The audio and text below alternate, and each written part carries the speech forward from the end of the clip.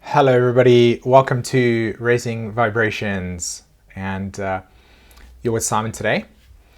And in today's video we are going to be looking at the lunar eclipse in Scorpio, and this is going to be happening for the 16th of May 2022. Alright, so I'm sure by now many of you are probably feeling a lot of this lunar eclipse energy.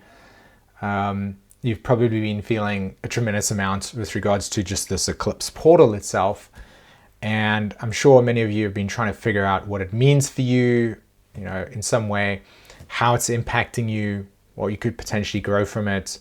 And so this is kind of the focus again of today's video, is to kind of see if I can bring some information, some thoughts, some ways of understanding the mechanisms that are at play at the moment, so that we can easily digest, or at least process and assimilate into ourselves not only what energy is around us at the moment, but what that may mean for us individually within our lives.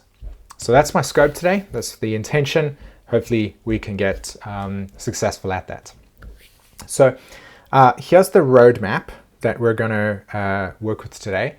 I first want to look at the Scorpio archetype with you, just kind of get a sense of what that archetype represents to us and how it operates.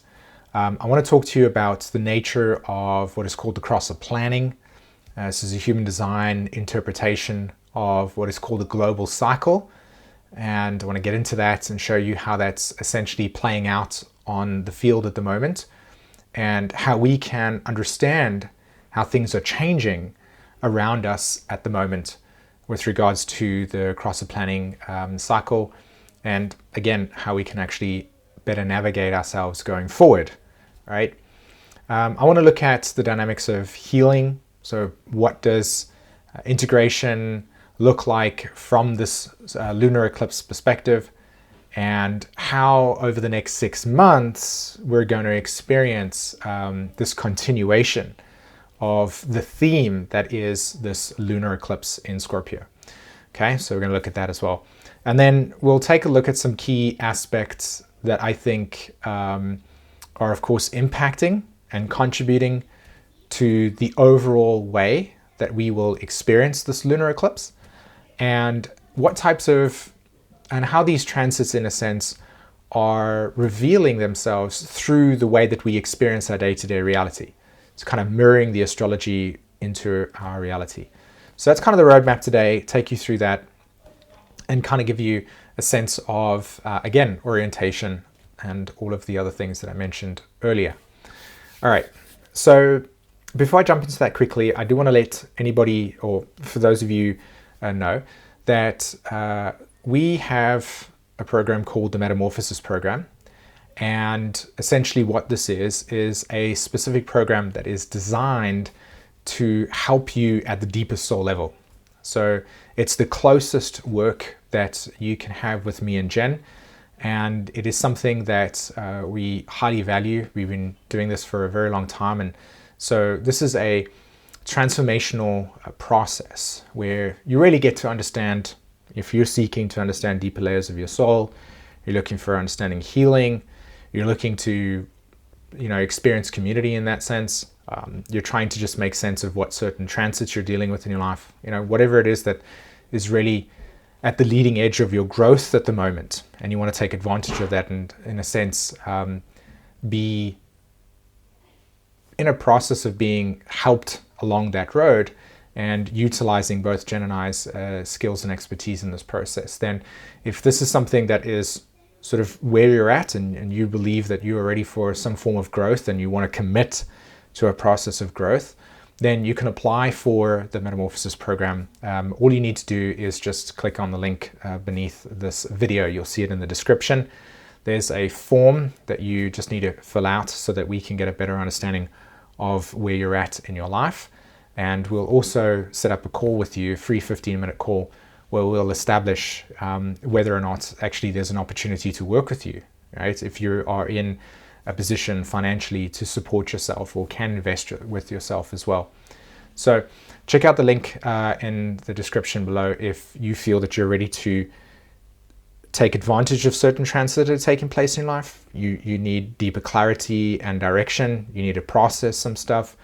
Like I said, any form of healing, and you want to use our expertise that's available. So if you want to do that, click on the link below and make an application, and we'll also then set up a call with you to see if it's possible to work with you. Okay. All right. So actually, before I jump into Scorpio thing, you will see that this video has got timestamps. So I'll essentially timestamp this video. You can look at the different aspects. There's a lot in this video. So as always, there's a lot to process. There's a lot to digest. Take your time with it.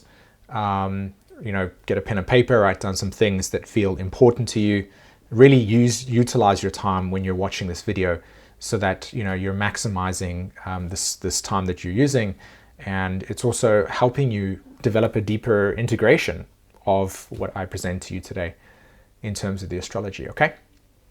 All right. So first things first, Scorpio. Why? Because we have the South Node in Scorpio at the moment. We have the moon in Scorpio. And so this lunar eclipse in the constellation Scorpio is very much going to bring up Scorpio themes. So why would we want to look at Scorpio themes? Because we've got this lunar eclipse happening here.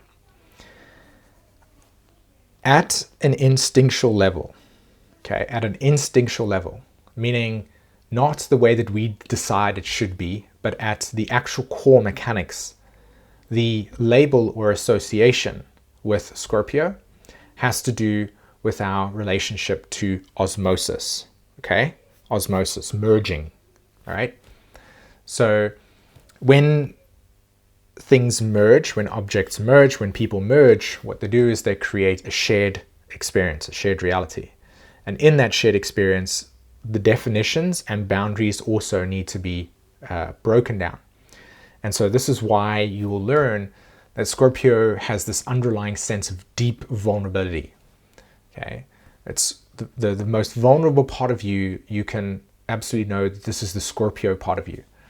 So where we experience emotional and psychological vulnerability, that's the Scorpio part of us. And it is simply because this is where we've removed the guard that protects us from the parts of us that are the most vulnerable, that can be hurt the easiest, okay? And when we let down this guard, we also then install trust. So our relationship to trust materializes based on our relationship to opening up to parts of ourselves that are vulnerable and forming a relation with another person. Again, intimacy with trust with a child, for instance, thinking about how the parent is responsible for the child's welfare, and the child is in a state of vulnerability saying, I don't know how to even navigate this world in a sense. I'm still learning.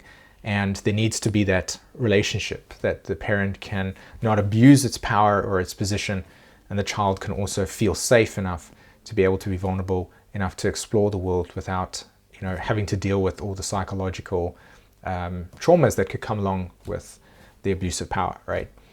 And that's an important thing that I want to illustrate here. This South Node in Scorpio with this lunar eclipse will bring to the surface themes of abuse of power, okay? And we're talking about, again, this underlying mechanism where merging trust and osmosis is facilitated and created, and where that trust is broken down, okay?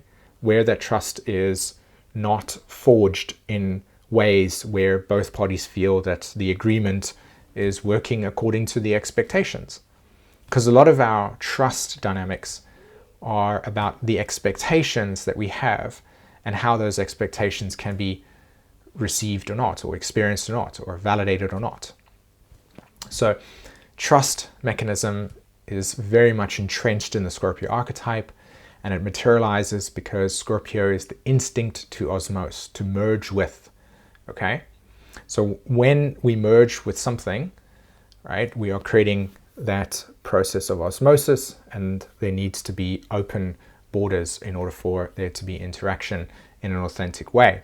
And that, of course, creates vulnerability. So another dynamic that is deeply associated with the Scorpio archetype, again, and this is again on more instinctual level, is this process of death and rebirth. Okay.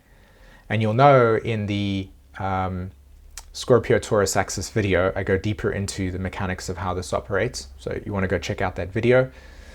And so we're dealing with this process of when something arrives at a point where its life force no longer is working, it's no longer there, it's no longer available, it starts to decay. And it's that moment where something dies that is the Scorpio essence, right? The decaying part is the Pisces archetype.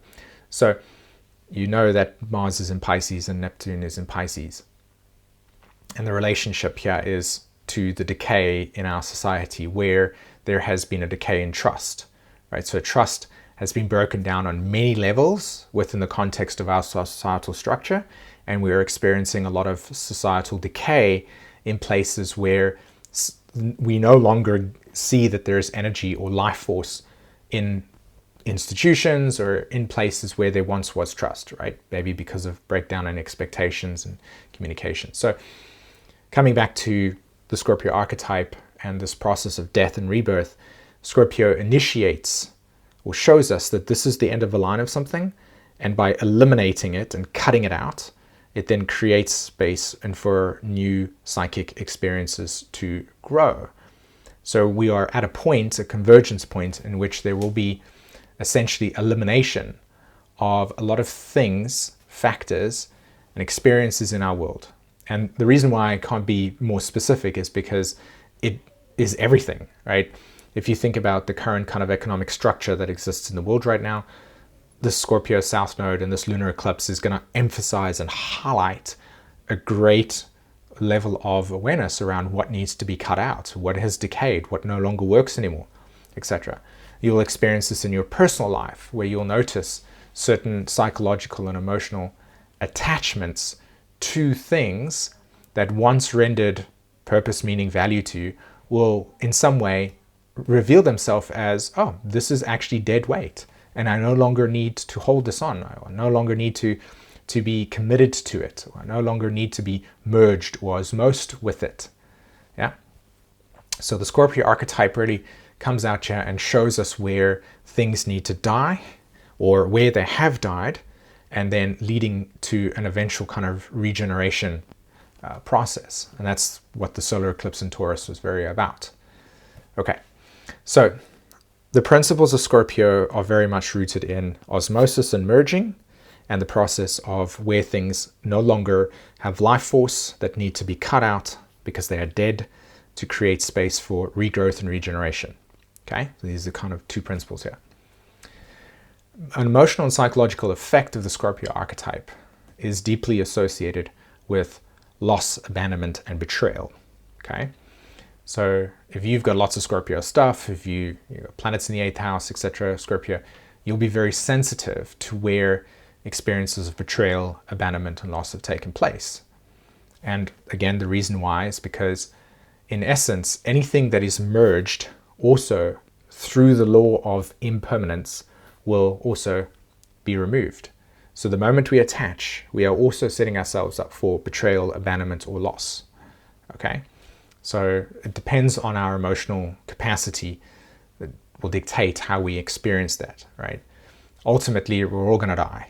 Ultimately, we're all going to experience the loss of a parent. Ultimately, we're all going to experience the loss of a puppy, not a puppy, but a dog, for instance, right? And so at some point, we will be confronted with that aspect of life.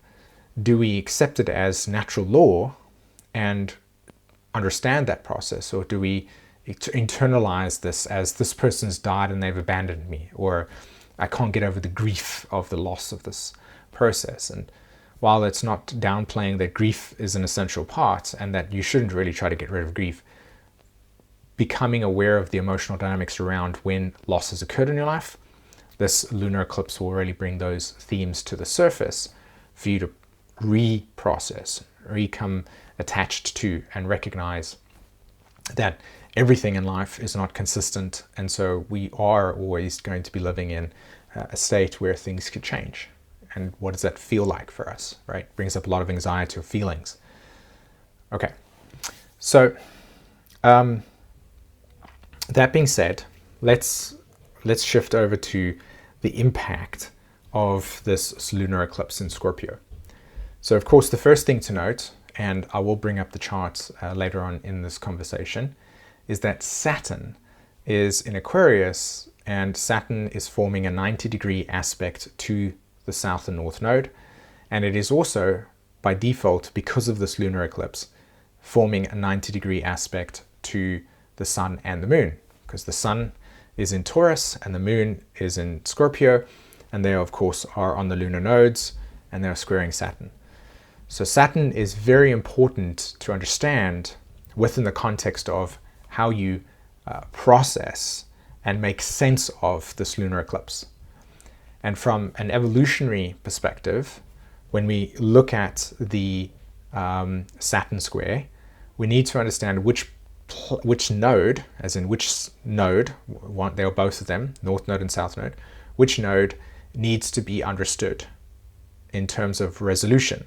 In other words, and I know I'm going a little bit further here for those of you that do not understand EA, and I get that, and I'll try my best to explain it. But when you have a planet that is squaring the nodes, right, squaring a south node or north node, 90-degree angle, okay, when a planet is squaring it, you need to figure out which is the resolution node. Which node, okay, needs to be integrating the planet that is squaring the node. So in this case, Saturn is the planet that's squaring it, and now we want to find the resolution node, and the way that we do that through magical kind of sorcery and understanding of things, we'll establish in this case it's the south node. It's too complicated to get into right now to explain, but the south node is the resolution. Okay, so again, I know that I've complicated some of you guys. Please get out of your head, try and figure it out. I'm just explaining for those that are into EA and understand these things. So south node is a resolution node, which means that it's part of the lunar eclipse in Scorpio, which means that Saturn is significant, which means that understanding Saturn in Aquarius is very significant in understanding how this lunar eclipse will take place. Now, Saturn in Aquarius, in one sentence, says the decentralization of structures. Okay? How do we change and revolutionize the way that we structure our reality? Okay? And the impact that that has it's massive. And that's what I'll get into with the crosser planning. So Saturn is on the south node, it's resolution. And what we are learning here, okay, what we're learning here is that over the next 6 months, we will get an opportunity to look at where we have defined ourselves in our lives, like how we define ourselves, how we judge ourselves, what channel or lane we choose to swim in, and how we define that lane needs to be questioned. You need to push back on the parts of you that are outdated, that are outmoded, that no longer work for you, that you don't subscribe to, but you unconsciously still identify with. This is an energy that wants to break you open and wants to free you from these internalized messages or patterns or perspectives or truths that essentially keep you in a box. So you want to look at what you give attention to in your life that you know is not true for you anymore, and ask yourself the question, is this relevant for me? Is this important to me? Is this essential for me? And most importantly, is this who I really am? And even that question can be confusing, because it's like, well, who am I? And on another level, you can be very clear when every single day you wake up and you give yourself time and attention to things that you know are not healthy for you. This is where this energy will come in and say, cut it out, right? Stop it, make some changes. And for a lot of us, that's uncomfortable because it requires us to take action or have agency on something. And it doesn't have to be physical agency. It can be just the realization that every single day I wake up and say, just as a silly example, I pick up my phone, I look at it, and then I, disassociate or space out for 25 minutes. And then I struggle to kind of get myself going in the day. But every day I know that I want to do something, but I can't do it because this pattern is essentially impacting me. And I know it's not good for me, but I'm not really necessarily taking the steps to do this. Like, that's one very loose example, What you have to do here is self-reflect. You have to ask yourself the question, what do I know in myself? What patterns do I not want to continue to keep giving attention to or time to that I know are unhealthy for me? And how can I slowly take away the things that are negatively impacting me? Okay? And the question you can ask yourself is, what's the impact of me not letting go of the attachment that's unhealthy for me? How does it impact my life? And so for the next 6 months, take 4 patterns and just consciously work on those 4 patterns, or take 3 patterns and just consciously work on those 3 patterns. You don't need to overwhelm yourself with like a billion things. Just focus on 3 or 2 or 4, you know, and then just commit to it. Scorpio, just merge with the process of changing that for you. I swear you will thank me later in about 6 months' time when you actually see the reflection of the commitment you've taken. Like, this is a big deal when it comes to these transits, and there's tremendous potential if we're willing to take and integrate it into our lives. Okay, so crosser planning, again, Saturn, part of this lunar eclipse, next 6 months, what is this about? So, a little bit of history here. The crosser planning is a terminology that is used within the human design spectrum of knowledge. And what it simply represents or says is that every roughly 400 years, there is a pattern or a sequence of patterns that deeply impact the kind of ways that we perceive and interpret and integrate reality. Okay, and so 400 years, there's a specific pattern, and what we've been living under for the last 400 years is what is called the cross of planning. Okay, which is associated with our ways of building a reality where skills, our ability to use our willpower, our ability to come home and nurture our emotional needs, right? And also a kind of energy of focus. So let me break this down even more clearer. One of the best ways to understand the mechanism of the crosser planning is through the understanding of the relationship between you and an employer, okay? So it is traditional in our culture or in our cultures to kind of say, okay, I go to school, I get institutionalized, or I get programmed to see the world a certain way. Right? I get to study and learn. So the skill set is going to school and the different, like educations you can get. The focus point is staying focused every single day on that mission. So you would go to school from Monday to Friday, then you'd have a 2-day break, and then you'd go Monday to Friday. And so there would be focused attention on associating yourself with a skill. And ultimately, the ideal is that once you've developed the skill and studied long enough, you will then be able to get a job, which will equate to a level of education, which really equates to on your CV as, this is how much time I spent doing this, and so this is my qualifications, right? So part of that process is, well, what do you want to do in your life? So we've developed a sense of identity around who we are in the world based on our skills and how long we focused, primarily. And for those people that did not integrate into the system that way, would find it very difficult to come into a world in which what you do for a living, right? What you do for a living is not, say, a traditional path of getting an education and getting a qualification, right? So this process leads you to the point of what is called the interview between the employer and you, right? And you hand the CV, which says, hey, this is my qualifications. And the person looks at it and says, okay, can you contribute to this organization? And this organization has an agenda, an ideal, and you say, yes, this is how I can contribute. And they say, okay, fantastic. Here's a handshake, right? And for those of you that follow human design, you'll know this handshake. It's called the 3740, right? The channel community.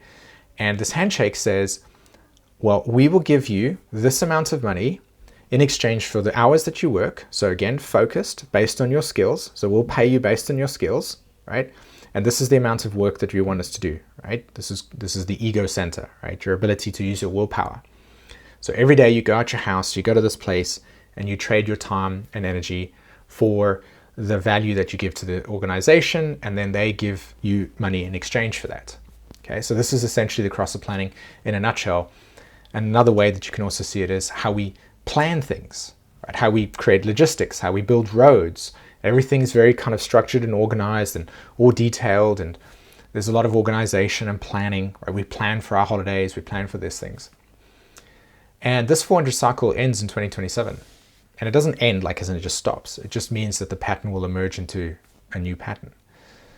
Okay, so now that you've been showered with so much information and yet probably understand 2% of it, what I'm trying to put across here with regards to the cross of planning is that in 1964, 1963, Uranus and Pluto made a conjunction in Virgo. And the impact of that conjunction is what you see in the world today, where there is a very, very clear representation in which in our culture, within our societies, there's a struggle for trust. Trust within our people, trust within our communities, trust within organizations, trust within institutions, trust within media. There's a massive breakdown in trust. Also, when COVID came along, a lot of people struggled to accept the fact that their plans went out the window. Like, I'm inconvenienced by the COVID restrictions. And again, I'm not putting anything here, but I'm inconvenienced by the COVID restrictions because I had a plan to travel to, say, this part of the country, and it's now destroyed that. So we under this assumption that our lives have always run like this, and it's not true, right? It's just 400 years that we've established a world in which this is the way. And so it's very difficult for us to be able to imagine living a way that is different from what we've been living today, right? And so we can plan things, we can buy a boarding pass, we can just go to that place. And so there's a trust. There's a trust that the airplane will be there. There's a trust that the people that are traveling the airplane are qualified enough and didn't have some beverages or alcohol before they started the airplane. You trust in the bank to have the money there when you go to the ATM. You trust in the food supply chains that deliver to the food places. You trust. And again, the major reason why this is the case is because of the bargain between this person and this person. The agreement that if you come home and you live in a sort of like housing complex, you trust that your neighbor's not going to play loud music because there's an underlying social expectation, there's underlying social rules. And a lot of us just assume that that's how it is, but it's not. And this is the impact that this lunar eclipse is going to have. 3 things. A, Uranus-Pluto conjunction in 1964, 1965 seeded the change and the revolution you're seeing in the world right now. It seeded the continuation and the collapsing and the closing cycle of cluster planning. Okay, so loss of trust, right? It also, Neptune in Scorpio, for those of you that are Pluto and Virgos, you have Neptune in Scorpio. All of you in some way, shape or form are wrestling with that relationship of trust. You then have the Pluto and Scorpio generation, right? Born 1984 all the way to 1995. How many of you arrived at the point of college, invested all of your time and energy into getting an education, got yourself into debt and said, the market seems to be a little bit kind of not accepting me, or my college degree or education doesn't seem to be valued anymore. A, because the internet is here. B, because you can run a business online and do different things in an individual sovereign way. And a lot of the mechanisms that were true in, say, the 70s and 80s and early on are no longer true anymore. Pluto and Scorpio generation, here to transform and transmute the way that we understand our relationship to trust. And for most of you guys who are listening, Pluto and Scorpios, you don't trust governmental structures, you don't trust institutions, you don't trust per se, primarily because there's an underlying sense of wanting to know what's beneath the surface. And so this lunar eclipse in Scorpio, square Saturn, is a trigger point. It's an activation point for these 2 generations to come to realize not only the impact of this collapse, but also the realization that we are in a state of complete change and revolution. And our relationship to trust, our relationship to coming onto the internet and saying, okay, well, I listen to this person over here, I listen to that person over there, you have these diverse perspectives, but ultimately you make that decision primarily because if you can trust the source of information or not, because trust is an important component. And this lunar eclipse is bringing all of this to the surface on an individual level, but it is also at a collective level showing you where the revolution is taking place. This is a highly activated point in which the dynamics of trust are now coming to the point, to the realization of, well, like, how do I trust if this information is true or not? How do I trust if this article is true or not? And we can see that, right? Very clearly. You can absolutely visually see the nature of breakdown of trust within our structures and our societies and our worlds. And again, it's this underlying assumption that, you know, the food will always be there because I've just gone to the shop and I just picked up what I needed to do and I just paid what I needed to pay because the card worked. I've never questioned if the cards are going to work or not. I just pay with the card. You know, the gasoline's always going to be there. And now we're living in a world where we're realizing that, oh, if I say, for instance, want, you know, to order a pair of shoes online, not available, out of stock, not available, not of stock. Like the supply chains have broken down in many ways. Some can say it's because of world economic development. Some can say because of this. Some can say it doesn't matter. At the end of the day, we're living through a change in which the dynamics of planning and the cycle that is associated with it, or if we just think of it at an astrological level, the change in cycles around how we as human beings understand our relationship to our environment are shifting, where that trust bargain dynamic is no longer there in the same that it was before. And how do we deal with it? How do you interact with life where the things that you fundamentally just assumed were there are no longer there? What are you going to do?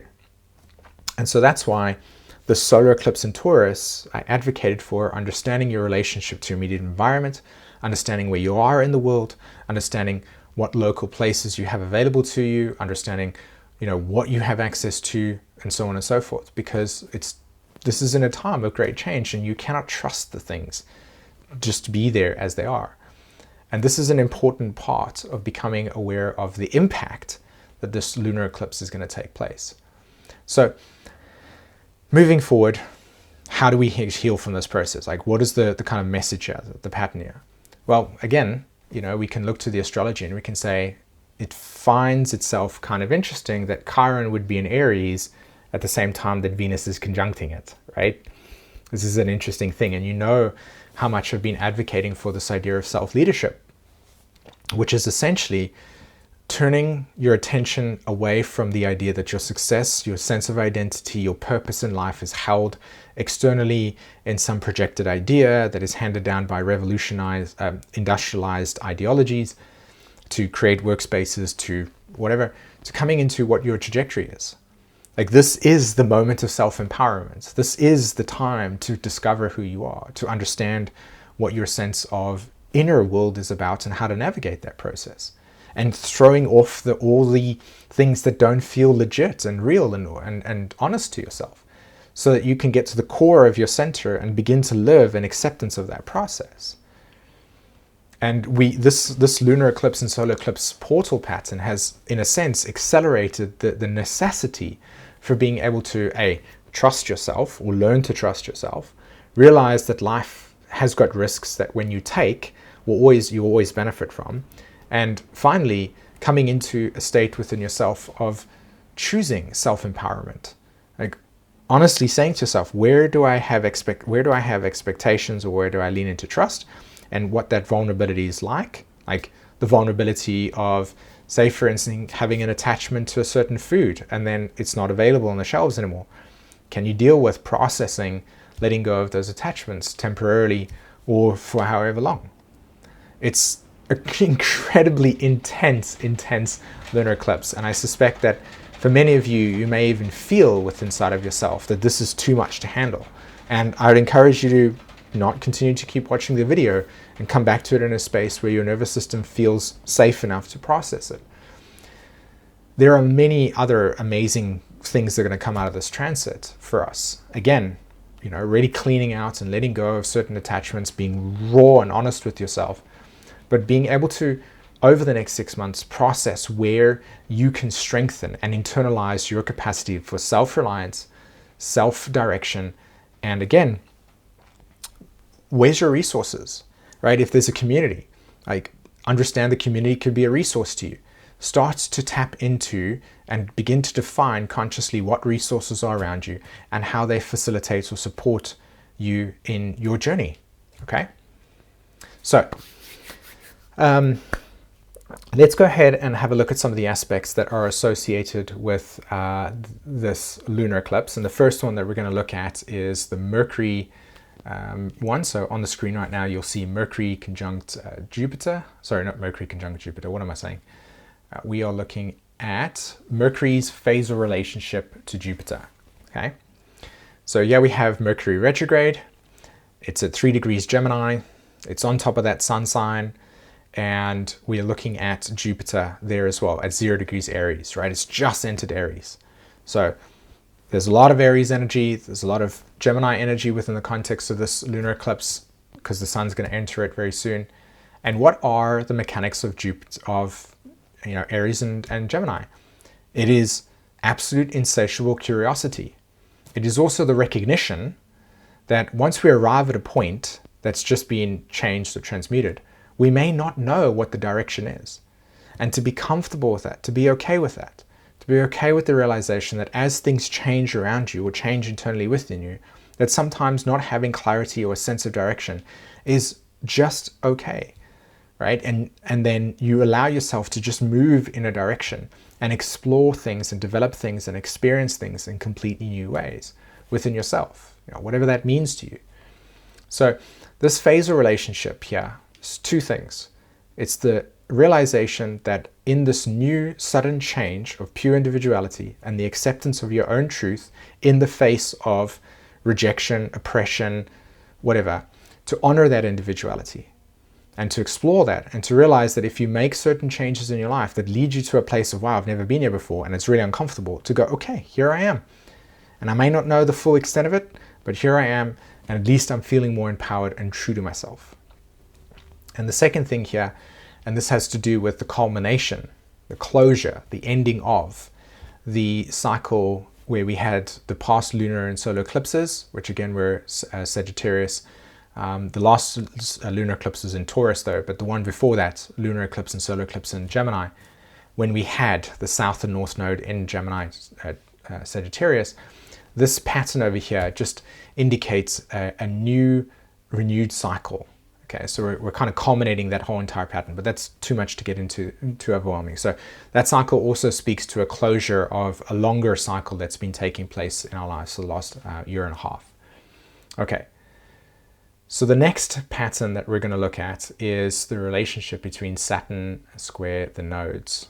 Okay, so on the screen now, again, you'll see the Saturn, and while it doesn't actually show it here in terms of the square to the south node or the moon, you'll see Saturn at 24 degrees of Aquarius, and then you'll see a red line that's got a little box, like a TV box in it, all the way to the sun there in Taurus. Okay, so Saturn square the sun, and of course Saturn square the moon as well. And that's the square. And that's what I'm talking about with regards to how do you live in a world where all of a sudden you realize that a lot of the things that you invested your trust into are now longer not showing up in the same way that you've always had them, and dealing with that uncomfortability, dealing with that struggle, that pain, and also innovating, essentially, right? Being able to develop new ways of thinking about things. And this is where you will see an accelerated change within the social sphere of our structure, of our reality. Internally for us, it's about shifting and breaking out of patterns of behavior that no longer represent empowerment to us. Okay, all right, and then we'll take a look at the Jupiter, the Jupiter, Neptune, and Mars aspect. And here, all I want to just illustrate is the trines to the moon and the south node, and of course the sextiles to the sun and the north node. And again, these trines over here tell us a great deal about how this lunar eclipse is going to take place. And again, it's closure, it's ending, it's culmination, but it also feels like complete surrender. So there's going to be two patterns here. There's going to be patterns of people that choose to experience, embrace these changes as abilities to innovate and to grow and to find more empowered ways of being. And then those that will feel so disempowered by this process and realize and just give up. And so that can feel like complete emptiness and hopelessness and void of meaning and purpose. And those are the two states that can materialize out of these patterns. And what I want to say to you in this video is that even though you may cycle between both of those states, just recognize that there are planetary essences. You don't need to let the patterns of emptiness fulfill you in the way of like, okay, this is how my life is. Let the things that no longer give you the spark of life decay away, right? That's the decay part that I was talking about right in the beginning, this Pisces element, so that something new can be born out of what you have let go of, Jupiter in Aries, okay? And then finally, we'll look at the actual lunar eclipse itself. You can see on the screen with all of the planets sitting over there, and there's that beautiful Chiron-Venus alignment. And what that will feel like, what that Chiron-Venus alignment will feel like is a few things. It will feel like a deep peak sensitivity around feeling restricted. It will then present you with a sense of, can I free myself from this? And there will be two states of consciousness that will emerge out of that. One will be, no, I cannot, it's hopeless, I'm stuck forever. And it'll be the other side that will turn around and say, yes, it's time for me to free myself from these patterns of restriction and internalized messages and everything that you can think of, and eventually just kind of step into a more free, open space of emotional and psychological state. Okay, so that's the breakdown. That's the kind of context for this. I know that this video was intense with many, many things. Please come back to it, keep processing it. The intention here is for this video to last 6 months, so you do not have to pack it all in one go and then say, okay, you know, I come back to this consistently, bookmark it, save it, share it with people that you think are going to value from it. Let us know, you know, we'll let YouTube know that this is valuable comment video by commenting and pressing the like button there as well. Good old Mercury retrograde coming in. And subscribe to the channel if you feel that this was valuable and you get a lot of value from what I'm sharing. Okay. And finally, just a reminder for the Metamorphosis program, for those of you that are ready to make a commitment to transmutation, you want to work very closely with me and Jen, and you have an ability to invest in yourself financially, then I encourage you to apply for a spot in the actual program itself. You'll see that there is a link in the description to fill out a form so that we can get a better understanding of where you're at in your process and how we can help. And then we'll hop on a call with you and see if there is a possibility that we can work with you. Okay? All right. So my friends, thank you so much for sticking around for this long video. Again, I sincerely hope that this brought you a lot of value. Take it easy with this transit. Do not allow yourself to be consumed by it. And if you do, just be fluid with the experience. Let the fear pass through you. It's just a lunar eclipse that was going to reveal to us where we need to become more aware of, where we maybe externalize our trust. Okay. And then we just slowly break down those patterns over the next 6 months. All right. Okay. So this is part of a playlist. You'll see this part of a playlist. I will put the lunar eclipse through the houses videos very, very soon, so you can kind of get a sense of how this is going to land for you in your house systems, just like we did with the sun. And that is it. Have an amazing day. Bye, everybody.